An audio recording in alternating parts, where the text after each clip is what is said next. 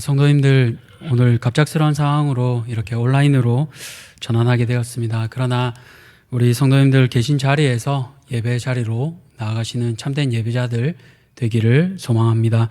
하나님 감사합니다. 이 수요일 저녁에 우리가 비록 같은 자리, 같은 장소에 모이지는 못하지만 한마음 한뜻으로 하나님을 경외하며 예배하는 마음으로 각자의 처소에서 주님께 나왔습니다.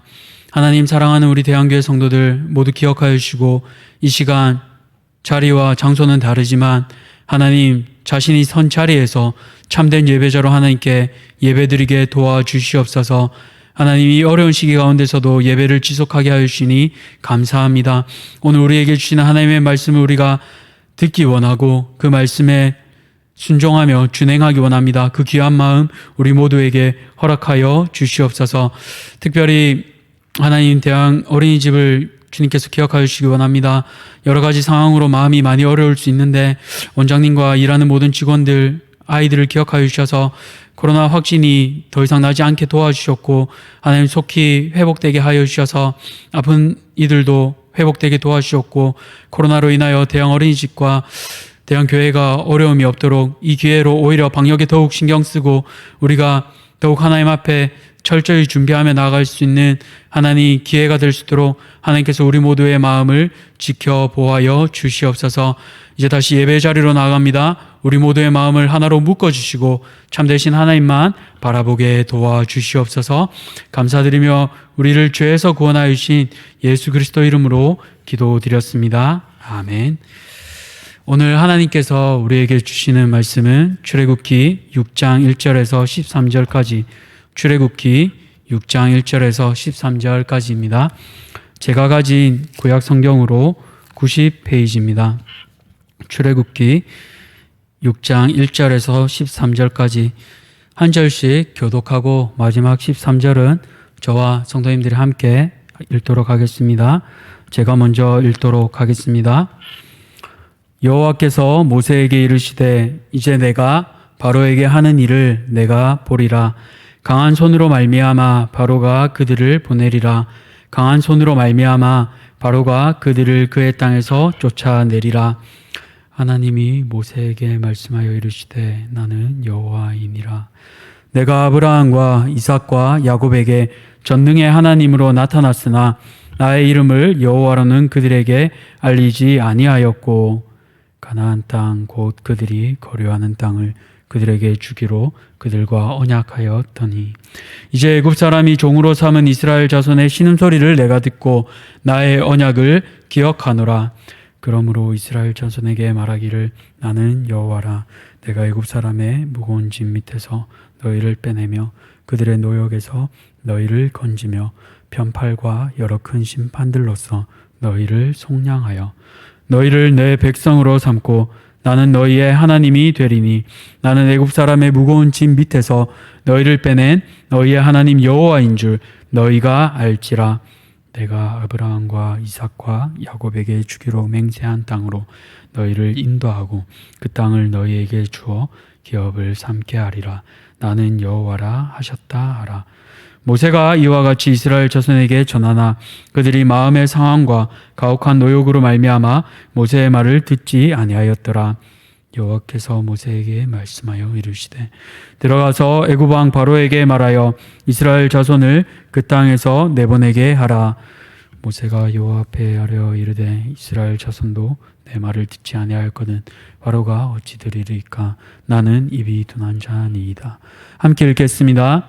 여호와께서 모세와 아론에게 말씀하사 그들로 이스라엘 자손과 애굽 왕 바로에게 명령을 전하고 이스라엘 자손을 애굽 땅에서 인도하여 내게 하시니라. 아멘.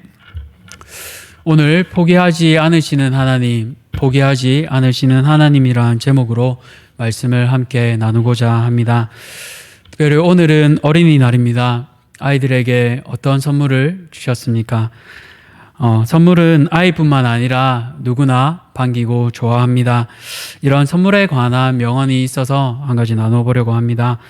신이 인간에게 선물을 할 때는 꼭 그 선물을 문제라는 포장지로 포장해서 선물한다.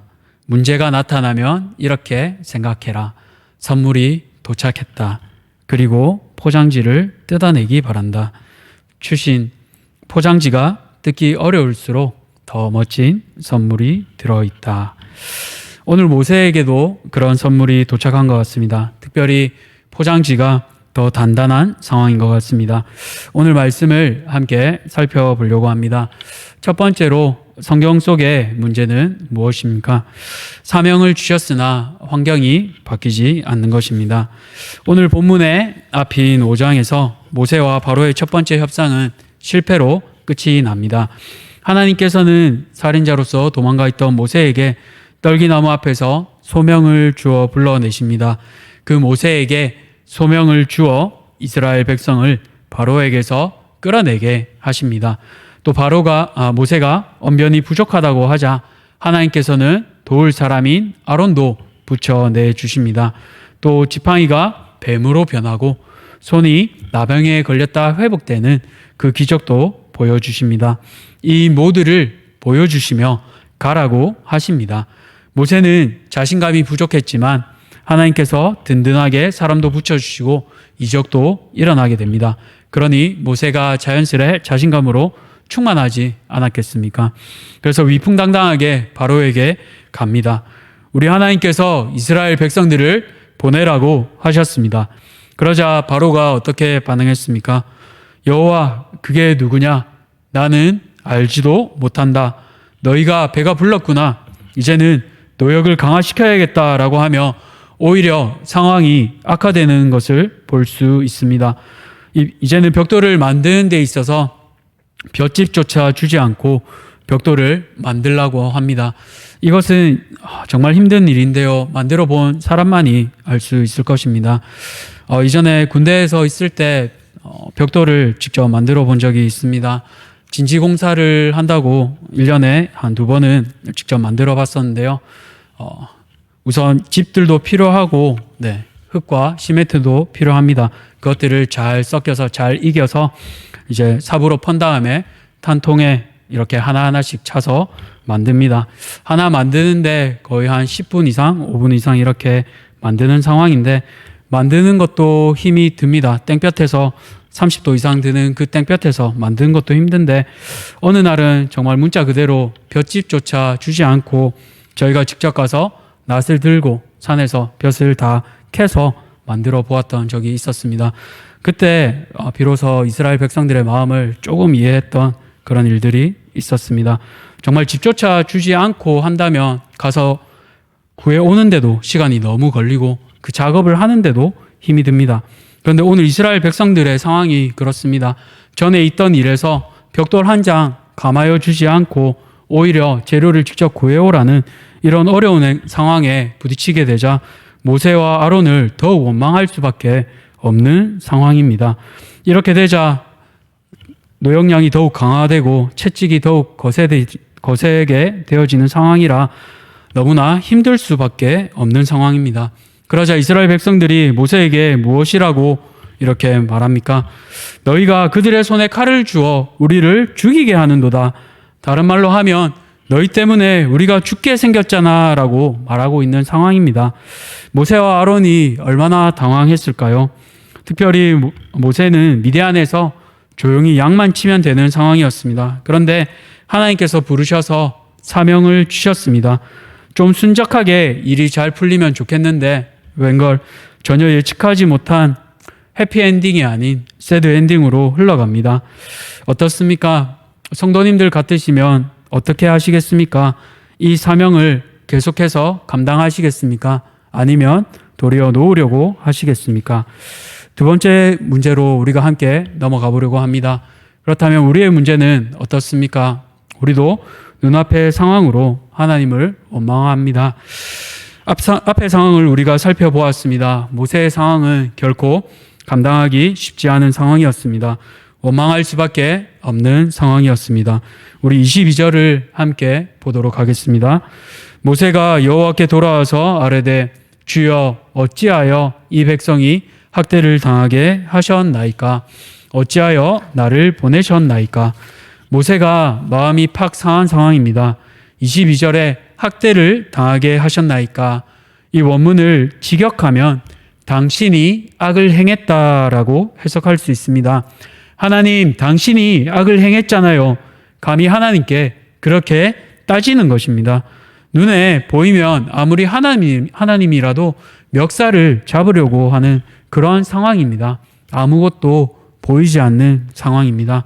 계속해서 23절을 보십시오. 내가 바로에게 들어가서 주의 이름으로 말한 후부터 그가 이 백성을 더 학대하며 주께서도 주의 백성을 구원하지 아니하시나이다. 모세는 학대한다고 말하고 있습니다. 바로가 하는 학대를 마치 하나님께서 발생시킨 것처럼 말하고 있습니다. 그런데 한번 생각해 보시겠습니까? 하나님이 학대를 하도록 하셨나요? 아닙니다. 바로가 한 것입니다. 그런데 모세는 눈에 보이는 상황만으로 하나님을 원망하고 있는 것입니다. 사명을 받았고 조력자인 아론도 만났습니다. 지팡이와 여러 가지 하나님께서 보여주신 이적도 경험했습니다. 그런데 그만 눈앞에 보이는 어려운 상황으로 인해 모세는 원망의 마음이 가득합니다. 우리가 알고 있는 그 위대한 지도자 모세의 모습과는 너무나 달라 보입니다. 사랑하는 성도님들, 우리도 때로 그렇지 않습니까? 이 눈앞에 보이는 상황들만 볼 때 모세와 같이 하나님께서 악을 행하셨다. 다른 말로 하나님 때문에 내 지금 상황이 더 꼬이잖아요. 이런 적은 없으셨습니까? 내 눈에 하나님이 틀려 보이는 상황입니다. 그 상황 가운데 우리가 욕과 같이 주신 자도 여호와시요 취하신 자도 여호와시오니 여호와 이름이 찬송을 받으실지로다. 이렇게 고백한다면 얼마나 멋지겠습니까? 그러나 우리도 모세와 같은 모습이 더 많을 줄 압니다. 여기까지만 보면 모세는 실패한 것 같습니다. 더 나아가 하나님께서 실패하신 것 같습니다. 모세에게 사명도 주셨고 멋지게 짠 하고 이스라엘 백성을 한 번에 불러 출애굽해야 하는데 출애굽은커녕 더 고단해진 이스라엘 백성들의 삶을 봅니다. 그럼 이렇게 하나님의 계획은 실패하는 걸까요? 세 번째로 성경 속의 해결입니다. 그렇지 않습니다. 하나님께서는 다시 사명을 주십니다. 하나님께서는 새롭게 사명을 주십니다. 모세에게 당신의 계획을 말씀해 주십니다. 6장 1절입니다. 여호와께서 모세에게 이르시되 이제 내가 바로에게 하는 일을 내가 보리라. 강한 손으로 말미암아 바로가 그들을 보내리라. 강한 손으로 말미암아 바로가 그들을 그의 땅에서 쫓아내리라. 하나님께서 이제 모세에게 말씀하십니다. 모세야, 이제 내가 하는 일을 볼 거야. 내가 바로에게 어떻게 하는지 똑똑히 보렴. 그렇게 나의 강한 손으로 말미암아 바로가 내 백성을 이제 보낼 거야라고 그렇게 말씀하십니다. 이 강한 손으로 말미암아가 본문에 2번이나 나오는데 강조하고 있습니다. 또 여기서 쫓아내다라는 말은 보통 전쟁에서 승자가 적들을 영토 밖으로 쫓아낼 때 사용되었습니다. 하나님께서 승리자가 되셔서 저 바로를 쫓아내겠다고 하신 것입니다. 이 본문의 상황에 볼 때 바로가 이집트의 주인인 것 같고 하나님과 모세와 이스라엘은 그냥 방관자로 보일 수 있습니다. 그러나 오늘 본문에서 오히려 하나님께서 주인이 되어서 나아가시겠다고 말씀하신 것입니다. 그러면서 계속 말씀하십니다. 나는 여호와이니라. 내가 아브라함과 이삭과 야곱에게 전능의 하나님으로 나타났으나 나의 이름을 여호와로는 그들에게 알리지 아니하였고 가나안 땅 곧 그들이 거류하는 땅을 그들에게 주기로 그들과 언약하였더니 이제 애굽 사람이 종으로 삼은 이스라엘 자손의 신음소리를 내가 듣고 나의 언약을 기억하노라. 모세에게 자신이 어떤 분이신지 친히 말씀하고 계십니다. 내가 아브라함, 이삭, 야곱 전능의 하나님으로 나타나지 않았니? 근데 이 3절 말씀을 그냥 읽어보면 조금 이해하기가 어렵습니다. 앞에는 하나님께서 나타나셨으나 뒤에는 알리지 아니하였고 라고 나오는데요. 여기서 조금 문법적인 이해가 필요합니다. 이 부분은 바로 의문사가 생략되었기 때문입니다. 원문인 히브리어에서는 이렇게 가끔 의문사를 생략하는 경우가 있습니다. 예를 들어 창세기 18장 12절에 보면 사라가 내게 무슨 즐거움이 있으리요 라고 하는 부분인데요. 이 부분도 직역하면 내게 무슨 즐거움이 있나 라고 말이 되기 어렵습니다. 그러나 의문사가 생략된 의문사가 들어가게 된다면 자연스럽게 내게 무슨 즐거움이 있을 거라고 해석됩니다. 이처럼 이 구절은 앞에 의문사가 생략되었다고 생각하시면 이해하시기가 훨씬 쉬울 것 같습니다. 이런 이스라엘의 조상들과 약속하신 하나님께서는 잊지 않으셨다는 것을 강조하고 계신다는 것입니다. 상황이 어렵고 하나님이 일하시지 않는 이 상황 가운데서도 내가 너희를 잊지 않았다. 너희 조상과 함께한 내가 여기 있다라고 계속해서 말씀하시는 것입니다. 이 하나님은 어떠한 하나님이십니까? 6절에서 7절을 함께 보겠습니다. 그러므로 이스라엘 자손에게 말하기를 나는 여호와라. 내가 애굽 사람의 무거운 짐 밑에서 너희를 빼내며 그들의 노역에서 너희를 건지며 내가 애굽 사람의 무거운 짐 밑에서 너희를 빼내며 그들의 노역에서 너희를 건지며 편팔과 여러 큰 심판들로서 너희를 속량하여 너희를 내 백성으로 삼고 나는 너희의 하나님이 되리니 나는 애굽 사람의 무거운 짐 밑에서 너희를 빼낸 너희의 하나님 여호와인 줄 너희가 알지라. 그렇습니다. 하나님께서는 문제를 결코 방관하지 않으십니다.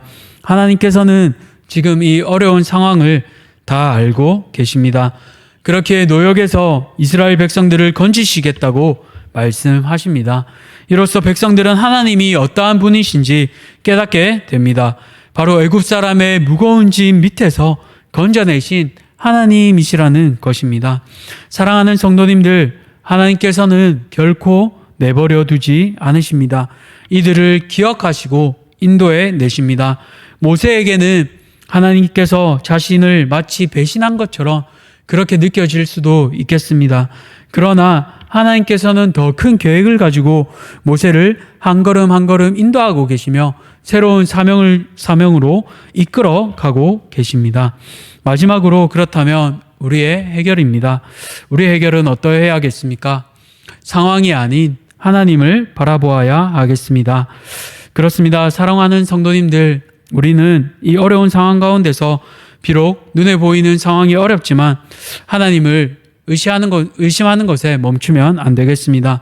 의심하는 것이 아니라 하나님이 행하시는 크고 놀라운 일들을 우리는 바라보아야 합니다. 하나님께서는 성도님들 모두를 사명자로 부르셨습니다. 때로 그 길에 낙심하고 넘어질 수 있습니다. 그러나 하나님께서는 상황이 아닌 하나님 앞에 집중하기 원하십니다. 웨슬리 목사님이 사업에 실패한 한 사업가와 함께 길을 걷고 있었습니다. 목장을 지나고 있는데 소들이 긴 돌담 옆에서 머리를 쳐들고 이렇게 하늘을 쳐다보고 있는 그 광경을 보았다고 합니다. 이 모습을 보고 웨슬리 목사님이 사업에 실패한 그 사업가에게 이렇게 말했다고 합니다. 이 사람아, 저 소들을 보게 담장 앞에서 모두들 머리를 쳐들고 하늘을 쳐다보고 있지 않은가? 우리도 앞을 볼 수 없을 때에는 위에 계신 하나님을 바라보아야 승리할 수 있다네. 그렇습니다. 우리는 어쩌면 이 계속 문제라는 이 땅의 상황에만 집중하기 쉽습니다. 그러나 우리의 눈을 들어 하늘을 향해 바라보아야 할 때 그때 문제들이 해결되고 하나님께서 일하실 줄 믿습니다. 우리 앞에 산적한 문제는 우리 사람마다 다를 것입니다. 여전히 복음을 전하고 싶지만 바로와 같이 완고한 모습으로 미동하지 않는 분이 계실 줄 압니다.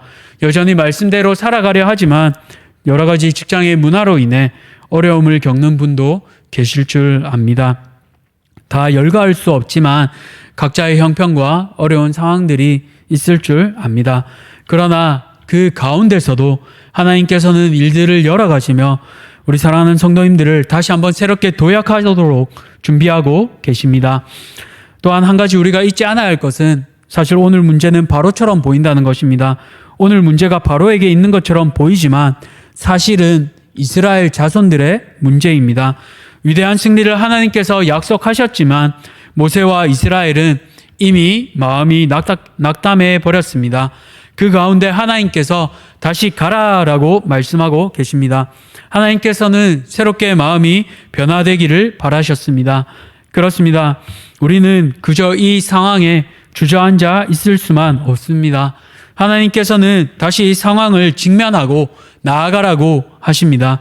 내 눈에 보이기에는 변화가 없을 것 같지만 하나님께서는 이미 그 선물의 포장을 벗기고 계십니다. 우리 그 선물을 받아야 하지 않겠습니까? 사랑하는 성도님들, 우리 함께 그 은혜의 자리로 나아가기 원합니다.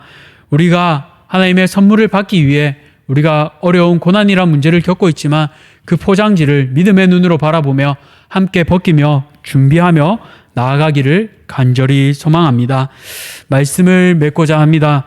모세는 말씀에 순종하여 선포했지만 바로에게서 조롱받고 백성에게서는 원망을 들었습니다. 상황을 보면 낙심하고 절망할 만했습니다. 그러나 하나님께서는 포기하지 않으셨고 기어이 약속을 지켜내셨습니다. 그리고 우리 모두에게 새로운 사명을 주셨습니다. 그러므로 상황에 매몰되지 말고 약속을 지키시는 하나님을 바라보며 그 믿음을 가지고 새 사명으로 다시 뛰어가는 우리 사랑하는 성도님들 모두가 되시기를 예수님의 이름으로 간절히 축복합니다. 이 시간 우리 함께 기도 제목으로 나아가기 원하는데요. 우리 기도 제목을 보며 함께 기도하면 좋겠습니다. 세 가지 기도 제목으로 우리 함께 이 시간 기도하기 원합니다. 첫 번째로는 우리 대양 어린이집 더 이상 어려움이 없도록 함께 기도해 주시길 바랍니다. 아마 문자를 다 받으셨고 상황들을 아실 줄로 압니다. 확진자가 나온 상황인데 더 이상 확진이 늘지 않도록 또 이 상황으로 인하여 대양 어린이집이 어려움을 겪지 않도록 또 대양 어린이집을 운영하고 있는 우리 원장님과 우리 선생님들과 또 다니는 아이들 어려움이 없게 해달라고 그렇게 우리 대양 어린이집을 위해 이 시간 기도하시면 좋겠습니다. 두 번째로 기도하실 때는 우리 몸이 아픈 환우들을 위해 특별히 기도하시면 좋겠습니다. 계속해서 아픈 환우들 예배 자리로 나오지 못하는데 하나님 주님의 손으로 만져주셔서 하나님 속히 아픈 부위들이 회복되어 예배 자리로 나오도록 도와주시옵소서 이렇게 기도하시면 좋겠습니다. 마지막으로 우리 가족 초청 전도를 위해 우리 계속 기도하시면 좋겠습니다. 5월 계속 가족 초청 주일로 지키고 있는데 이번 일로 인하여 이 전도가 막히는 것이 아니라 하나님 계속해서 복음을 전하고 가족들에게 복음을 전하는 일이 확장되게 도와주시옵소서. 그렇게 우리 이 시간 가정에 계신 우리 성도님들과 함께 주여 한번 크게 부르짖고 우리 함께 이 기도 제목 기억하며 기도의 자리로 나아가도록 하겠습니다. 우리 주여 한번 부르짖도록 하겠습니다. 주여! 아버지 하나님 감사합니다. 이 시간 우리가 기도 제목을 놓고 함께 기도하기 원합니다. 특별히 대양 어린이집을 위하여 기도하기 원합니다. 어려운 상황 가운데 있습니다. 코로나 확진자로 인하여 조금 마음이 어려운 상황 가운데 있습니다. 주님께서 이 어려운 상황들 아시지요? 하나님 바라기는 확진자가 더 이상 늘지 않도록 도와주시옵소서. 특별히 확진 걸린 우리 선생님을 기억하여 주시고 하나님 속히 회복되도록 주님께서 은혜와 긍휼을 베풀어 주시기 원합니다. 바라기는 이 확진이 멈추게 하여 주시옵고 우리 어린아이들이 코로나로 인하여 어려움 겪지 않도록 도와주시옵소서. 운영하는 우리 원장님과 우리 선생님들을 기억하여 주시고 하나님 이 일로 인하여 어려움 겪지 않게 도와주시옵소서. 이 일로 인하여 복음이 막히는 것이 아니라 복음이 더욱 확장되는 놀라운 일들이 일어날 수 있도록 하나님 그 놀라운 일들을 일으켜가 주시옵소서. 하나님 우리 계속하여 기도하기 원합니다. 우리 가운데 어려운 환우들이 있습니다. 하나님 아픈 부위에 손을 놓고 기도할 때 아버지의 손으로 만져주시고 예수님의 손으로 치유하여 주시옵소서. 우리가 기도하는 가운데 그 아픔들을 회복시켜 주시옵고 육신의 상처가 회복되어 하나님 앞으로 나와 예배하며 나가는 그 은혜의 역사가 있도록 주님 은혜를 베풀어 주시옵소서. 우리 가운데